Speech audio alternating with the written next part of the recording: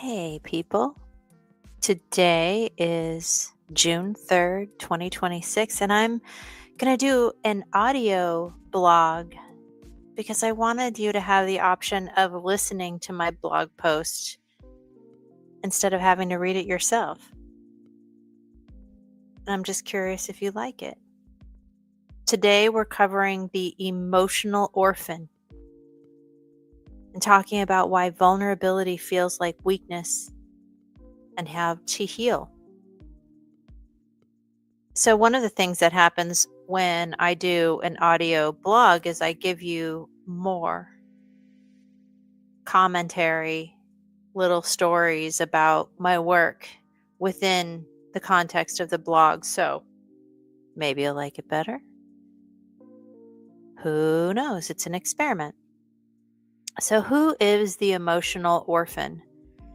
The emotional orphan is the hidden wound beneath perfectionism, control, hyper independence, hypervigilance, and emotional shutdown. So, in this blog, you'll discover how to heal the fear of vulnerability and reconnect with your authentic self. So, there is a wound that many people carry without realizing it. It doesn't actually come forward and announce itself directly. Instead, it shows up disguised as perfectionism, control, hyperindependence, hypervigilance, overachievement, emotional shutdown, or the inability to ask for help. It often hides behind competence, success, and the appearance of having it all together. And from the outside, these individuals, you know who you are, may seem remarkably capable. But on the inside, they may feel exhausted from carrying the weight that you were never meant to carry alone. And I call this the emotional orphan. The emotional orphan is not weakness. Let's get that on the table right now. It's the younger, underdeveloped emotional self that learned, often very early in life, that it wasn't safe to have needs. Sound familiar? Somewhere along the way, many of us absorbed the message that our feelings were inconvenient, overwhelming, embarrassing, or simply too much for the people around us. So common. And perhaps you or we were criticized for being sensitive. Perhaps you were expected to grow up too quickly. And perhaps the adults in your life were carrying their own unresolved pain and simply didn't have the capacity to meet you emotionally. Yes, that is so common. Whatever the circumstances, the result was often the same. You learn to adapt. And adaptation is not a flaw. In fact, it is one of humanity's greatest strengths.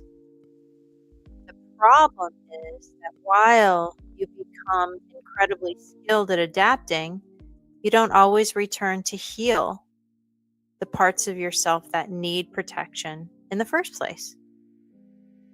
That's the next step. Instead,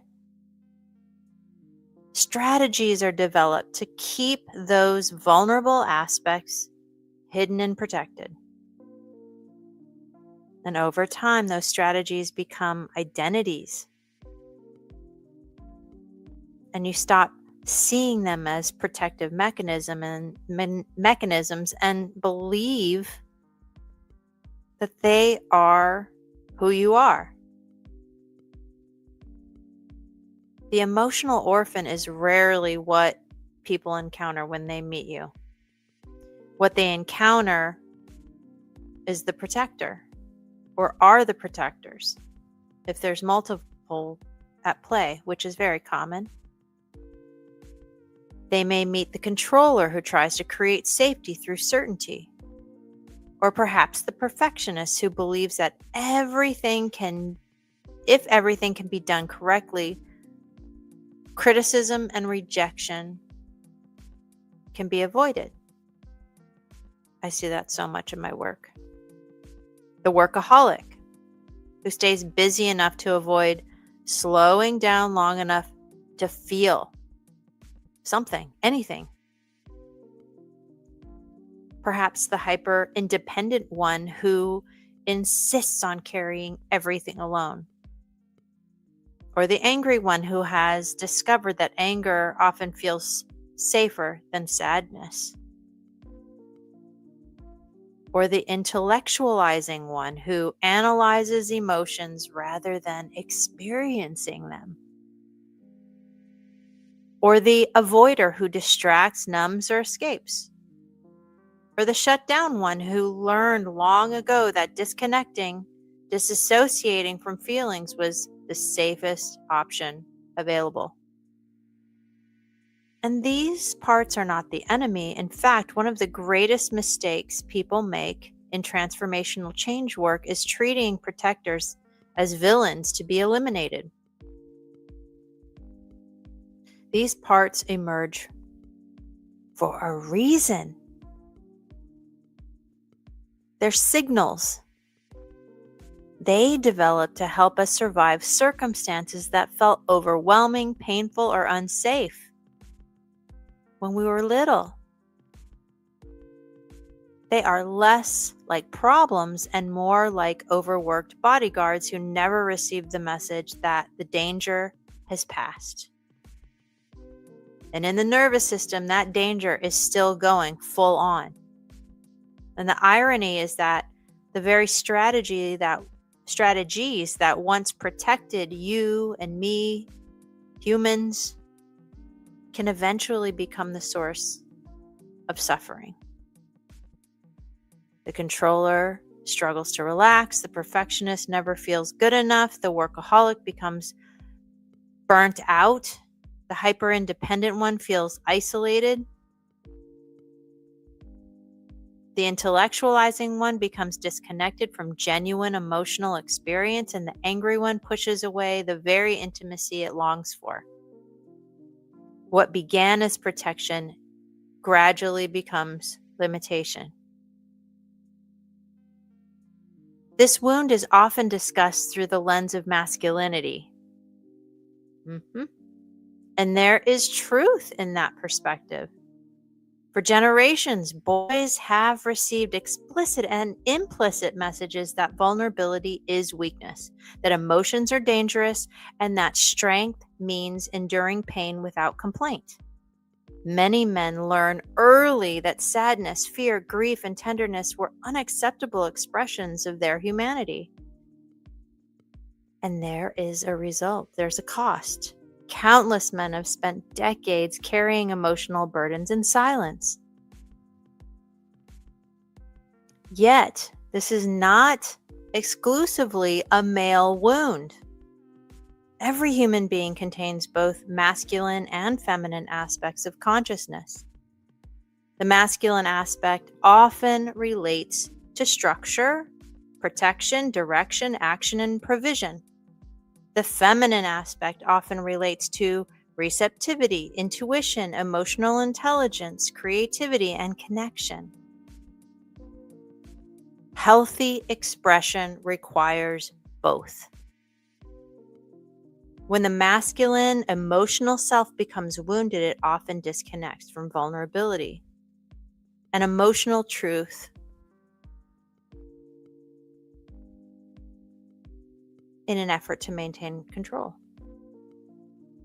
So, disconnection from vulnerability and emotional truth in an effort to maintain control. What does that look like in your life? Many women carry this wound as well. In fact, Some of the most successful, capable, and admired women I know have built their lives upon hyper independence. They have become extraordinarily good at taking care of everyone else while quietly struggling to receive support themselves. Mhm. They have learned to lead, perform, produce, achieve, and hold everything together, yet underneath that competence, many live a younger part, or may live a younger part that is terrified of needing anyone because needing someone once felt so unsafe, so disappointing, so abandoned. And this is why I see the emotional orphan not simply as an individual wound, but as a societal one. We live in a culture that often rewards the protectors. We praise people for pushing through exhaustion. We celebrate busyness. We admire self sufficiency. We encourage productivity while neglecting emotional well being. Even though they're very trendy now, but do we do them? We applaud people for carrying impossible loads and then wonder why so many are anxious, disconnected, lonely, and burnt out. We have inherited a story that says vulnerability is weakness. Yet the evidence all around us suggests the opposite.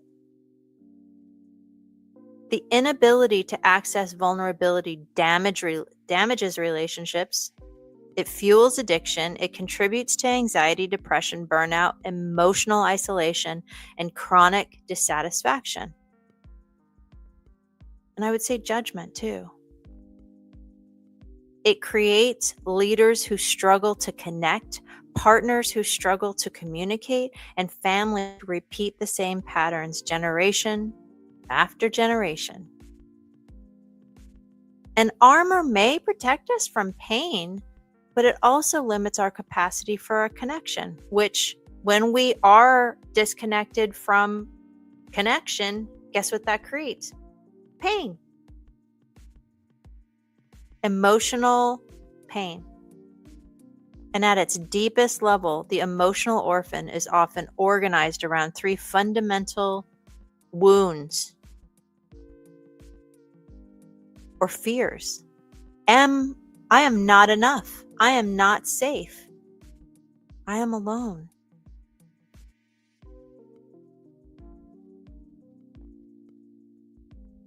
When someone fears that they are not enough, the perfectionist frequently takes charge. When someone doesn't feel safe, the controller often steps forward. When someone fears abandonment or loneliness, the hyper-independent one may decide that relying on no one is safer than risking disappointment. And once we understand the wound beneath the behavior begins to make sense and become conscious. It emerges from the blind spot of unconsciousness. And from a spiritual perspective, emotions were never meant to be obstacles on the path. They are part of the path. Emotions are information that you can actually feel. How cool is that? They're messengers. They are invitations into greater self-awareness and authenticity. The soul never asked us to become invulnerable. It never asked us to disconnect from our humanity to exchange for approval. The soul is interested in wholeness, not the BS of performance. But the soul understands that this is the process we go through to actualize authentic truth. And the healing begins when we stop fighting the protectors and start listening to what they are protecting. Rather than asking, how do I get rid of my perfectionism? We might ask, what is my perfectionism afraid would happen if it stopped working so hard? Rather than judging our need for control, we might become curious about the fear that lives underneath it. Hmm. Rather than criticizing our emotional shutdown, we might wonder what pain it has spent years trying to shield us from. This shift from judgment to curiosity changes everything. Over time, healing also requires us to challenge one of the deepest lies embedded within this wound, the belief that having needs, dun dun dun, makes us weak. We all have needs. Even if you're really good at pretending like you don't have needs, you have needs, and your denial of them is having an impact on your life. Human beings need connection. We need belonging. We need love. We need support. We need rest, understanding, reassurance, community. None of these needs are evidence of inadequacy. They're evidence of being human. For many emotional orphans, one of the most transformative practices is learning how to receive. Giving often feels easy. Giving maintains control. Giving allows us to remain in the role of the strong one, the helper, the caretaker, the provider. Receiving is different. Receiving asks us to soften. It asks us to trust, to allow ourselves to be seen. And that can feel terrifying. Yet it is often in those moments of genuine receiving that the younger emotional self finally begins to learn a new truth. I do not have to carry everything alone. And the sacred middle finger moment arrives when we stop performing in vulnerability for a culture that has confused armor with strength. It arrives when we stop pretending we don't have needs. It arrives when we recognize that true power is not found in emotional suppression, but in emotional honesty. It arrives when we choose authenticity over performance and connection over protection. The emotional orphan does not need to be fixed. It does not need to be conquered, shamed, or transcended. It needs to be acknowledged. It needs compassion. It needs understanding. It needs a safe place within us to finally exhale. Whew. When was the last time you exhaled? Because beneath every controller, every perfectionist, workaholic, hyper independent one, emotional shutdown protector, is often a younger self who has been waiting a very long time to discover that vulnerability was never a weakness at all. It was the doorway home. So, are you ready to heal the patterns beneath perfectionism, control, emotional suppression, or hyperindependence? Through one-on-one hypnotherapy, regression work, and transformational coaching, you and I can uncover the root causes driving these behaviors and creating lasting change. And if you already know this, but don't know how to apply it to the work you already do, consider becoming a soul connection hypnotherapy practitioner and discover how to facilitate deep transformational work that addresses core wounds at their source, holding space for huge, massive, expanded states of consciousness and how to navigate helping support people as they expand.